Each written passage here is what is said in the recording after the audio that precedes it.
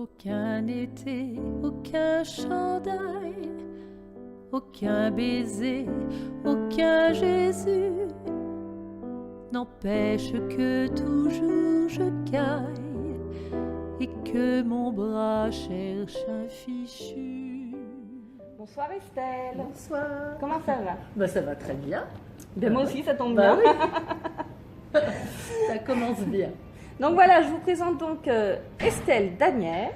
Bonsoir. Qui est en ce moment au Théâtre des Feux de Larampe et qui nous présente un super spectacle qui s'appelle donc Passage en revue. Passage en revue. Alors, de quoi parle Passage en revue? Moi, je l'ai vu forcément et c'est quelque chose de vraiment très cabaret. Très cabaret, très musical. Explique-nous un petit peu comment s'est fait ce spectacle, comment l'écriture est venue. Oui. Et après, on va parler de ce qui se passe sur scène. Enfin, Ouais. pas trop non plus, mais on va expliquer.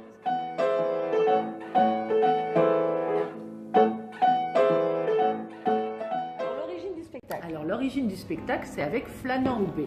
On l'a écrit à deux, ce spectacle. En fait, on était très copains et on se racontait nos vies, voilà. Puis ça a commencé sur le coin d'une table à écrire des petits trucs parce qu'il me dit, écoute, fais ton seul en scène. Donc je lui dis, mais jamais je voudrais faire un truc pareil, j'en suis incapable parce que j'ai l'habitude d'avoir quelqu'un pour la réplique, voilà quoi, de faire des spectacles avec pas mal de monde sur scène. Donc me retrouver seule avec un pianiste, par contre ça c'était une évidence. Pour moi, ce serait musical. Ouais. Donc ça me faisait très très peur de parler au public directement, d'avoir un contact direct avec le public. Et on a commencé quand même à écrire des trucs, je lui envoyais des textes, il me les renvoyait, les corrigeait et tout. Et puis il m'a dit, il faut cibler quelque chose de très particulier, un passage de ta vie. Et donc c'est d'ailleurs lui qui a choisi le titre, Passage en revue, parce qu'on a choisi de parler surtout tout ce qui concerne la période où j'ai fait du cabaret, du musical plus exactement, et surtout la période que j'ai passée aux Folies Bergères. Donc, vous aviez décidé ou alors c'est parti? C'est toi qui as quand C'est même lui proposé. qui m'a dit, je lui ai proposé plein de choses, Il t'a et dans dirigé. tout ça, il a oui, Un petit peu beaucoup. plus vers là. Et puis il a fait la mise en scène aussi, donc Ouais. il m'a non seulement dirigé sur l'écriture, mais il m'a sur la conception du spectacle, mais aussi sur le jeu, sur les propositions scéniques et tout ça. Donc on a ciblé ça surtout sur la période où j'ai travaillé aux Folies Bergères. Donc je suis rentrée aux Folies, j'avais 17 ans, ma maman T'es jeune, hein? a signé le contrat et tout. Donc ça a été une période très très intense et forte pour moi. Donc voilà, je parle surtout de cette partie. C'est un peu le noyau du spectacle. Donc c'est pour ça que tu parlais tout à l'heure de musical et tout ça, parce que ça commence très paillette, très voilà, cette ambiance musical. Et puis moi j'avais très envie, par contre, ça c'est moi qui voulais vraiment ça, qu'il y ait une espèce de déconstruction au fur et à mesure du spectacle, pour qu'on aille dans quelque chose de beaucoup plus intime et qu'on parle plus de la femme. Beaucoup plus profond, et ce que ça cache derrière, voilà, justement. Le les côté, paillettes et les oui, strass, c'est ça. c'est bien. Derrière, il y a une femme qui a ses hauts, ses bas, ses problèmes, ses peines de cœur, voilà, plein de choses que j'avais envie de raconter et dépouiller un peu le personnage.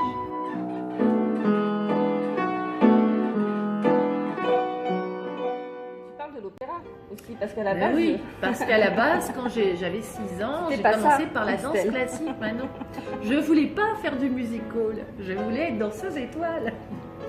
Et donc, j'ai commencé les cours de danse très tôt, j'avais 6 ans, et puis j'ai fait 2 fois les concours d'entrée, j'ai passé 2 fois les concours d'entrée pour l'école de danse de l'opéra, que j'ai malheureusement échoué.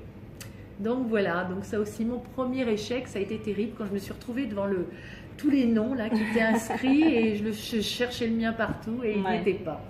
Donc pour une petite fille de 11 ans et ensuite l'année d'après j'ai repassé à 12 ans, c'est super dur, on a l'impression que tout s'écroule, qu'on est foutu quoi.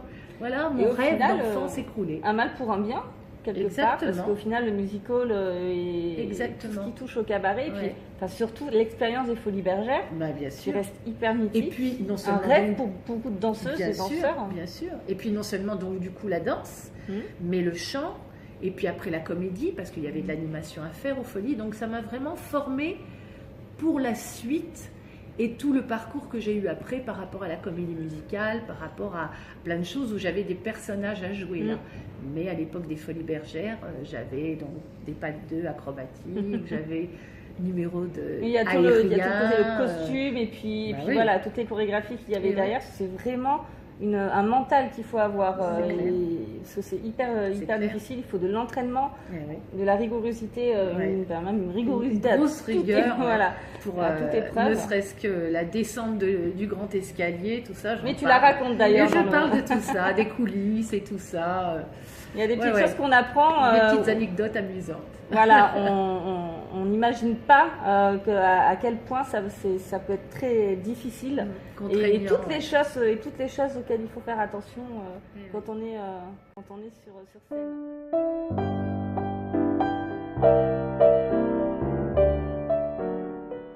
L'écriture, combien ça a mis de temps à s'écrire? Ça a été assez vite finalement parce que, comme je disais, j'envoyais des textes à Flanand, il les corrigeait, il les modifiait. Enfin, c'est pas qu'il les modifiait, mais il les mettait plus. Il les reformulait. Voilà, il les reformulait pour que ça soit joli en bouche, etc. Et puis, l'élément vraiment déclencheur, ça a été par rapport à la partie musicale. J'avais très envie de demander à Patrick Laviosa, qui m'accompagne en général, de lui demander s'il voulait faire partie de cette aventure. Et quand on s'est rencontrés dans un petit café et qu'il m'a dit oui, j'ai dit bon allez c'est bon, là je fonce, je me lance parce que j'adore ce type, il a un talent fou. Et avec Flanand et avec Patrick Laviosa, voilà, j'avais plus peur de rien. Enfin bon, bref. Les connexions étaient là. Ouais, mais l'essentiel était là. Donc c'était super. C'est le plus important. Et puis bon, depuis quelques temps, en plus, Patrick, de temps en temps, est obligé de s'absenter parce qu'il a plein de choses à faire. Et donc j'ai un autre pianiste qui s'appelle Philippe Brocard, qui est génial aussi. Alors j'ai pas le point de comparaison entre les deux. Oui, tu m'as dit que Philippe. Mais Philippe est excellent. Ouais. Donc les deux sont formidables. Un petit clin d'œil du coup. Beaucoup de chance. Coucou. Coucou les deux. Le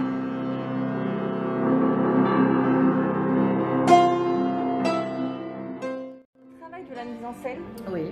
Entre le musicien, l'artiste de scène, donc en l'occurrence toi, et donc le metteur en scène. Comment ça s'est passé?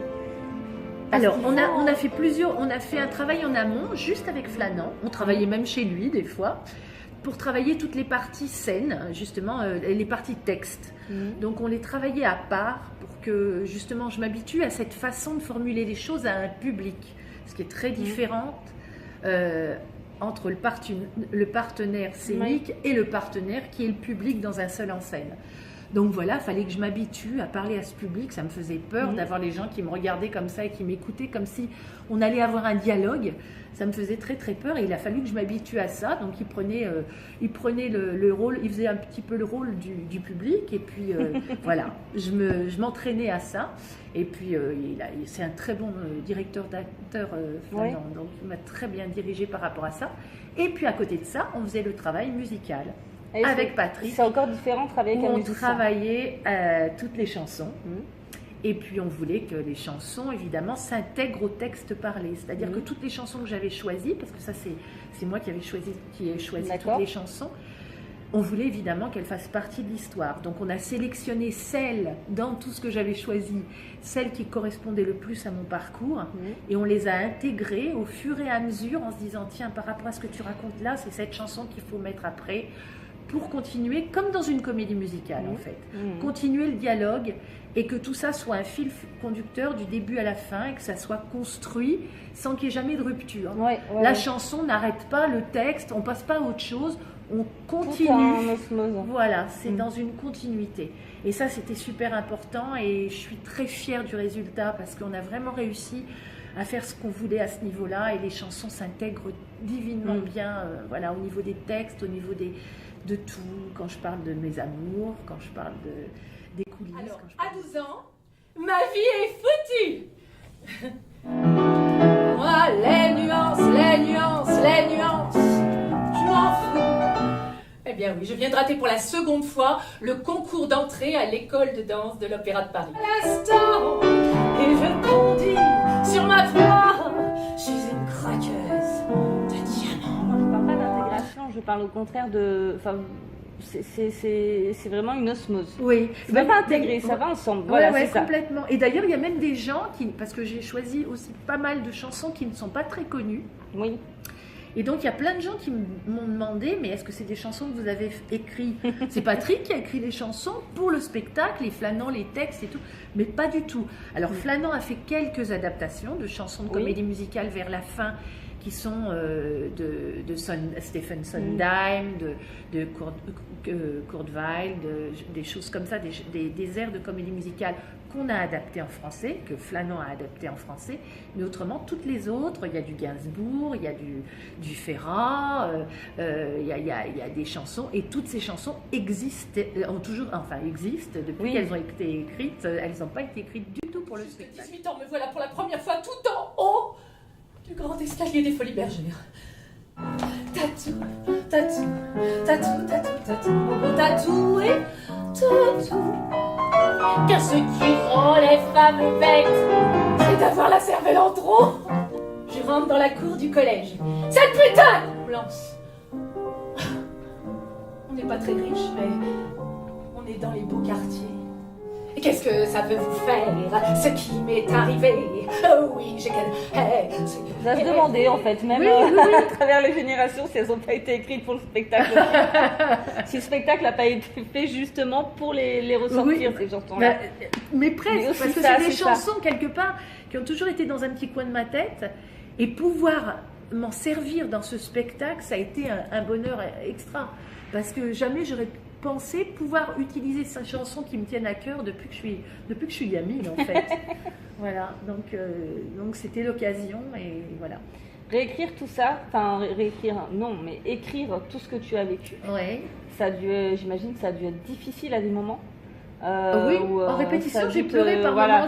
L'émotion. Il doit y avoir vraiment. Oui, parce que comme on passe par des moments d'émotion intenses, par rapport à mon parcours. C'est vrai qu'en répétition, il y a des moments, les larmes me dominaient. Et ça fait partie du travail, arriver à raconter tout ça dans une sérénité, avec comme si je parlais de quelqu'un d'autre quelque part, mais je parle bien de moi. Donc, arriver à se détacher, mais en même temps avoir la sincérité et quand même l'intensité de raconter tout ça, que ça sorte quand même de soi, mais le détachement suffisant pour pas se laisser submerger par l'émotion. Mais c'est difficile et ça se travaille. Oui, ça se travaille. Et ce qui est bien, c'est que par contre, apparemment, j'arrive à communiquer cette émotion et il y a beaucoup de gens qui sortent en me disant qu'ils se sont sentis émus.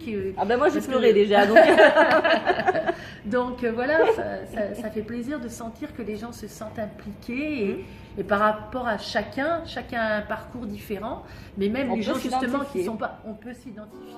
À mes bras qui manquaient jusque-là, là dans ma vie. Toujours tout doucement, comme ça, en flânant gentiment.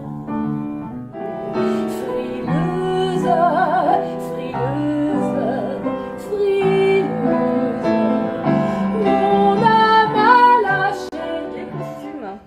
Les costumes. Les costumes. Qui a décidé de C'est quoi? mon Jeff Castin. Alors Jeff, il était habilleur aux Folies Bergères, il faisait l'école blanche quand on s'est rencontrés. Il était tout jeune et il apprenait à être styliste et ce qui lui plaisait par-dessus tout, c'était le musical, la revue. Bon, il a fait une formation formidable, c'est-à-dire qu'il est capable aussi de faire des costumes d'époque absolument formidables.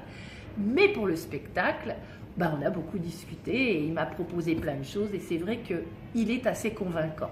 Donc en général, quand il me proposait un truc, ça fonctionnait parce que déjà on se connaît depuis longtemps, il me connaît, il sait vraiment de s'adapter aux personnalités des gens. Moi, il sait vraiment ce qui me convient, ce qui me va.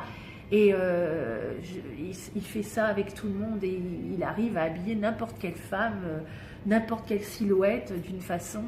Il arrive à faire exactement ce qui correspond aux gens. Voilà. Ouais. Il est génial, ce mec. Il est génial, je l'adore. En plus, c'est quelqu'un de formidable. Mais comme je disais tout à l'heure, j'ai été très très bien entourée parce qu'il y avait des gens... une belle famille artistique autour. Vraiment, il y a vraiment des gens qui me tiennent à cœur. Ne vous frappez pas, un tout petit pas, avec lui revient le tango de papa. À très bientôt. À très bientôt. À bientôt sur les planches. N'hésitez pas à y aller parce que vous allez passer un super moment. Vous passez par toutes les émotions possibles à travers la musique, à travers la danse, le chant, la musique, voilà, tout. Exactement, les 3 disciplines réunies. Donc, il n'y a pas besoin d'aimer spécialement les comédies musicales, ça je tiens à le dire aussi, parce que dès qu'on parle de musical, les gens, il y en a certains qui... Non, c'est pas forcément, c'est pas du tout centré sur de la comédie musicale ou du musical particulier. Voilà, c'est ça. Mais vraiment, on s'y retrouve, tout le monde peut s'y retrouver, n'hésitez pas, allez-y. Et puis moi, je vous relais, comme d'habitude, toutes les infos sur la page de C2R qui s'afficheront en dessous de la publication. Bonne soirée à tous, salut.